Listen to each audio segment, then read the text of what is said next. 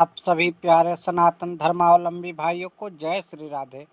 मैं हूं आशुतोष कुमार मिश्र और आप देख रहे हैं मिहिर ज्योतिष कार्यालय का अपना यूट्यूब चैनल, जहां पर आपको मिलता है ज्योतिष से संबंधित नई नई जानकारियां।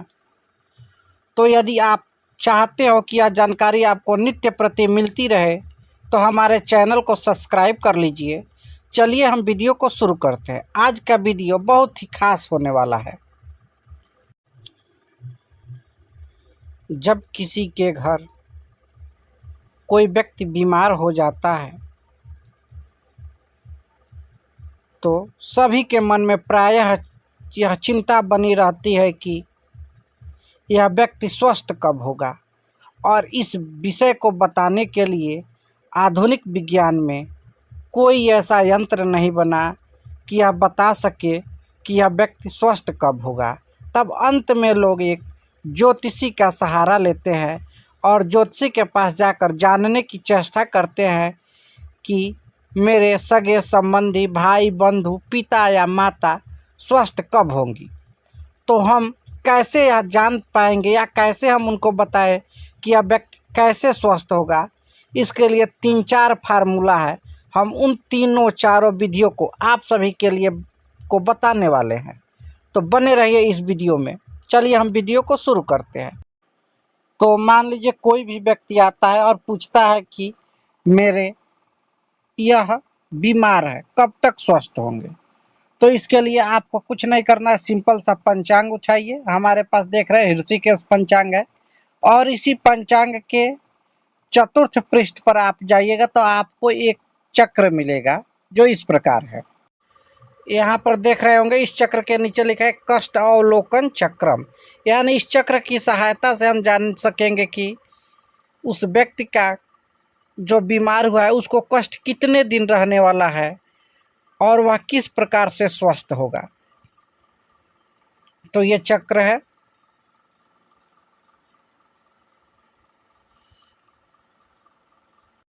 जैसे मान लीजिए कोई व्यक्ति बीमार हुआ है, तो अगर पता है कि वह किस दिन बीमार हुआ तो उस दिन देख लीजिए कि उस दिन बीमार हुआ था उस दिन कौन सा नक्षत्र था, और उस नक्षत्र के हिसाब से जैसे अगर मान लीजिए कि अश्विनी नक्षत्र था तो यहाँ पर हो गया पहला जो है ये अश्विनी नक्षत्र का है। अश्विनी का यदि कोई व्यक्ति अश्विनी नक्षत्र में बीमार पड़ता है अथवा प्रश्न के दिन अश्विनी नक्षत्र है, अगर बीमार होने का दिन नहीं पता हो तब प्रश्न दिन के नक्षत्र से ही हम बता सकते हैं। यदि प्रश्न के समय अथवा बीमार होने के समय अश्विनी नक्षत्र होगा तो 9 दिन तक वह व्यक्ति बीमार रहेगा। अब यहाँ पे आप चरण के अनुसार से भी जान सकते हैं। यदि प्रथम चरण में बीमार हुआ होगा तो 9 दिन, द्वितीय चरण में बीमार हुआ होगा तो 11 दिन, तृतीय चरण में बीमार हुआ होगा तो 10 दिन, और चतुर्थ चरण में बीमार हुआ होगा तो 20 दिन तक बीमार रहेगा। इस प्रकार से आप यह भी उनको बता सकते हैं कि वह व्यक्ति स्वस्थ कैसे होगा। जैसे स्वस्थ होने के लिए इस व्यक्ति को भोजन का दान करना चाहिए और महामृत्युंजय मंत्र का जप करना चाहिए। वैसे यहाँ पर देखेंगे भरणी नक्षत्र का दिया है। यदि कोई व्यक्ति भरणी नक्षत्र में बीमार पड़ता है तो उसे वह 11 दिन, अगर पहले चरण में बीमार होता है तो शीघ्र स्वस्थ होगा, दूसरे चरण में बीमार होता है तो 80 दिनों तक बीमार रहेगा, तीसरे चरण में बीमार होता है तो 40 दिनों तक, और चौथे चरण में बीमार होता है तो 11 दिनों तक बीमार रहेगा। उसके बाद यहाँ पे कृतिका नक्षत्र का है। यदि कृतिका नक्षत्र में कोई बीमार हुआ हो अथवा प्रश्न दिन के समय कृतिका नक्षत्र हो तो सोने का दान करना चाहिए। यदि पहले चरण में हो तो 9 दिन, द्वितीय चरण में हो तो 11 दिन, तृतीय चरण में हो तो 16 दिन, और चतुर्थ चरण में हो तो रोगी 28 दिनों तक बीमार रहता है। यदि वहीं रोहिणी नक्षत्र में कोई व्यक्ति बीमार होता है तो उसे घृत का दान करना चाहिए। यदि पहले चरण में प्रश्न होगा तो 7 दिन, अथवा पहले चरण में बीमार हुआ होगा तो 7 दिन, द्वितीय चरण में 5 दिन, तृतीय चरण में 18 दिन, और चतुर्थ चरण में 30 दिनों तक वह व्यक्ति बीमार रहता है। इस प्रकार से आप सारे नक्षत्रों के चरण के अनुसार जान सकते हैं। जैसे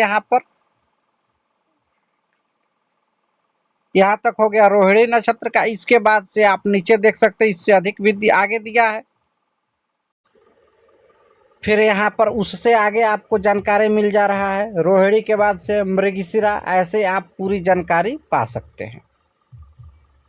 यह चक्र जो है हम अपने टेलीग्राम ग्रुप में भी डाल देंगे, जिसका लिंक आपको डिस्क्रिप्शन में मिल जाएगा, अथवा आप टेलीग्राम में जाकर सर्च करेंगे यंत्र मंत्र तंत्र साधना केंद्र, अथवा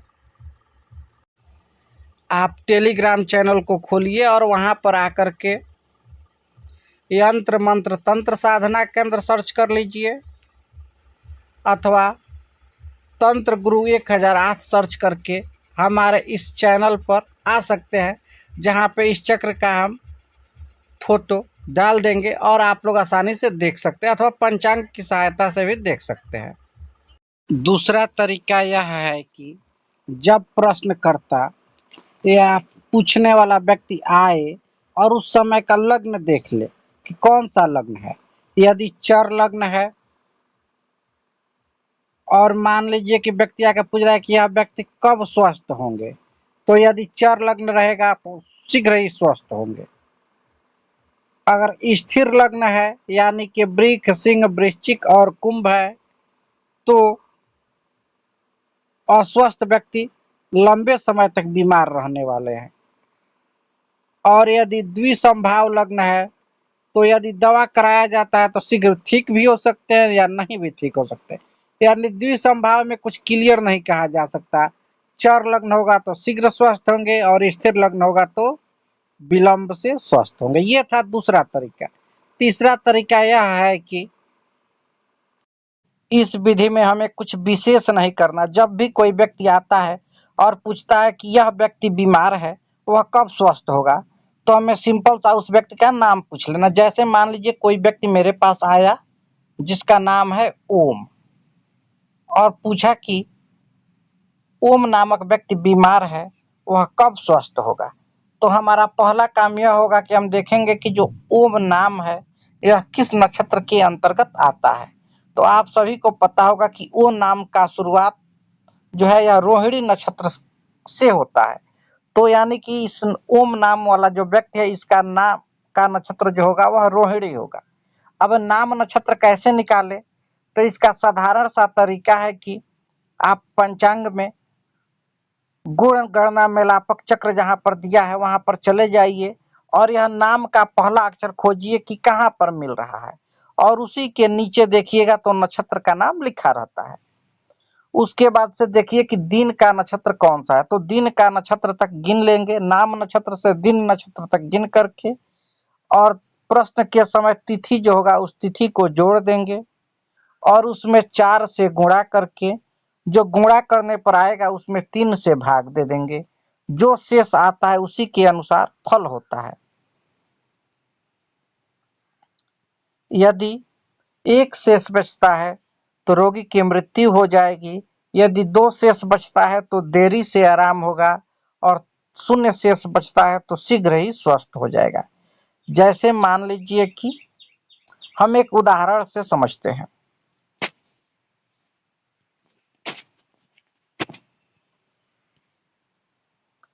मेरे पास जो व्यक्ति आया है उसने पूछा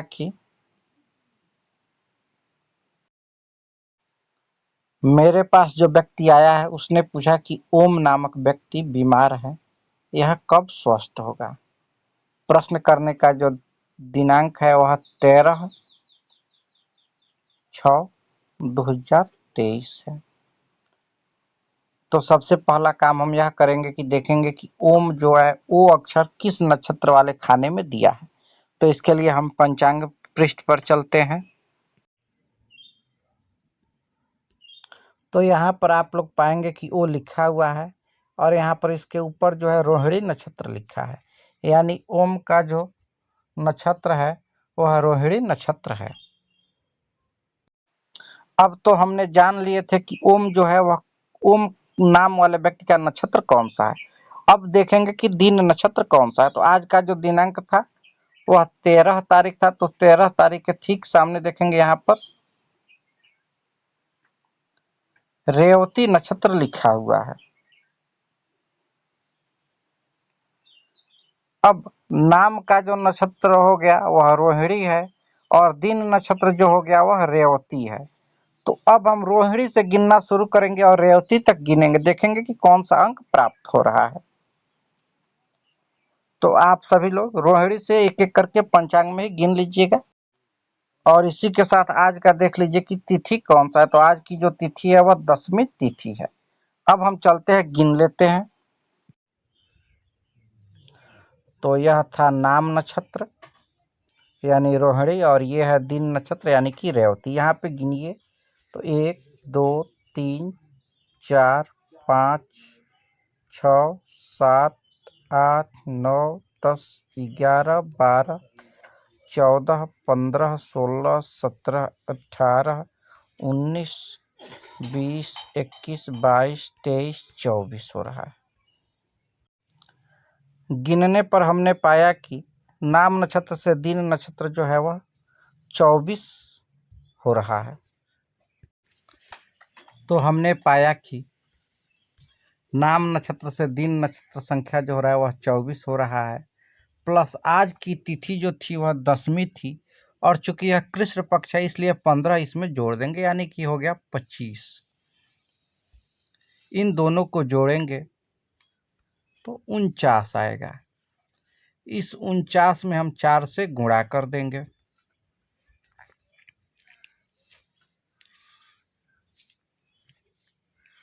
तो 196 आ रहा है। अब 196 में हम 3 से भाग दे देंगे।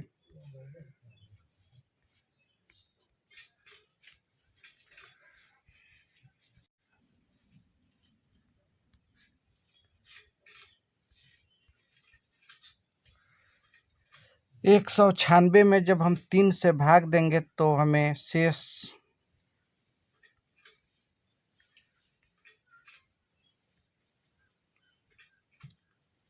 1 प्राप्त होगा। अब इस एक शेष के अनुसार हम फल को बताएंगे।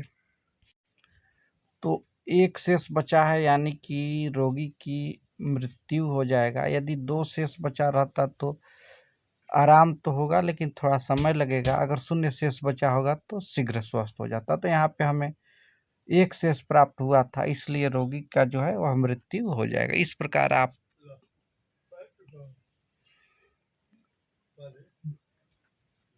रोगी के स्वास्थ्य की परीक्षा कर सकते हैं। जहाँ पे मृत्यु आ रहा है वहाँ पे मृत्यु ना कह के आप बताइए कि रोगी को मृत्यु तुल्य कष्ट होगा। वीडियो में इतना है, फिर मिलते हैं अगले वीडियो में। तब तक के लिए नमस्कार।